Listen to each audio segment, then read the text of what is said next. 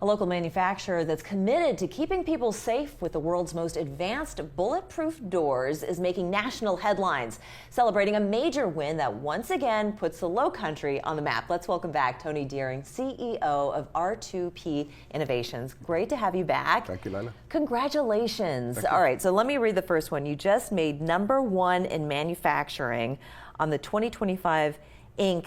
5,000 list. Yeah. That's a huge accomplishment. It is. Can you tell us a little bit more about what that means? I mean, for us, it wasn't a focus on an award in any way. If anything, it just exemplifies the importance of our mission, which is to save lives. And everybody at the company, at R2P, is focused on that mission. To be made #1, though, in manufacturing in the whole nation, Yeah. I mean, that's groundbreaking. That's huge. Yeah. So when you compare yourself to other manufacturers, I mean, there's a lot of them here in this country. So you stood out among all of them. I've got to pinch myself. You know, when I drive along 26 and I pass all of these companies, and I think out of this nation of 335 million people, we've been nominated as the fastest growing manufacturer. It's just unbelievable, but it's testament to the importance of the work that we do, but also the hard work and dedication of the team that we have at R2P. Sure. And subsequent to receiving the award, just the level of outreach and the inquiries that we've received has just been unfathomable. Yeah, and I think it's wonderful. So remind us what R2P stands for. Responsibility to protect. To protect, and this is through bulletproof doors. And you have regular tests at your manufacturing site of how these doors work. So lay out for our audience, if you can, just how these doors are created, what they're made of, and why they're so special and equipped to handle things such as a mass shooting that we tend to see, unfortunately. Yeah, you're so right. Unfortunately, we've seen a significant uptick in violent gun crime in the workplace, in schools, armed assaults. And what we've developed is an ultra lightweight door that immediately can create a safe haven within a space, within a classroom, within an office setting. It's impenetrable to high velocity assault rifle fire. It looks just like a standard door and can be retrofit into existing door spaces. It's amazing. And your dream is to have these doors in every school across the nation. Yeah. Similar to how we equip law enforcement with bulletproof vests, how we issue our men and women in uniform when we send them overseas in the line of duty with helmets and body armor. Sure. Our goal is to issue students and faculty members and even people in the work environment with that same level of protection, with a bulletproof vest for their work. Yeah, indeed. And I would like to also point out that these are not just solid doors. When you go to a school, there's always a panel of glass, but that glass is also bulletproof. Absolutely.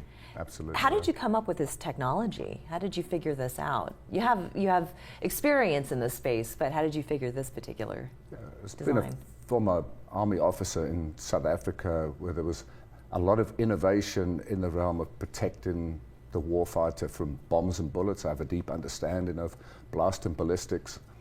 Over the last 20 years, I've been involved in some really high-end programs in the US protecting men and women in uniform from bombs and bullets. And directly after Sandy Hook, I shifted focus to protecting young children by utilizing all of the lessons learned protecting the warfighter. Why was this so important for you? I mean, there's been many people that have been in your shoes, but you decided to actually do something about it. I think two things. I left South Africa in 2006 after my wife and my young son were taken by an armed gang, and that really was a tipping point for us. Wow.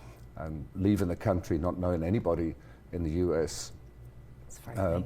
But also seeing these tragic events unfold, and nothing to date has really made any difference, whether any of the protocols that have been proposed to date. And I honestly feel that there's nothing more important in the worst of situations as being able to create an impenetrable shield between the innocent and abject danger. Yeah, indeed. And your doors are already installed in several places, and you do have a meeting coming up in Columbia. Tell us a little bit about what that is all about. Yeah, next Thursday we'll be presenting to the South Carolina Association of School Administrators. So all of the school districts are represented there, and we'll be talking to directors of security and superintendents about this technology that's available.